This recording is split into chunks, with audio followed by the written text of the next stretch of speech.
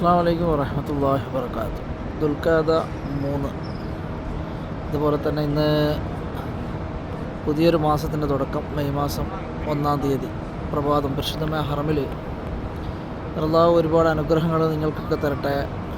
പടച്ചവൻ്റെ കാരുണ്യമൊക്കെ നിങ്ങളിൽ ഉണ്ടാവട്ടെ. ആമീൻ യാ റബ്ബൽ ആലമീൻ. ഇത്ര മനോഹരമായിട്ടുള്ളൊരു കാഴ്ച അല്ലാഹു അനുഗ്രഹിക്കട്ടെ.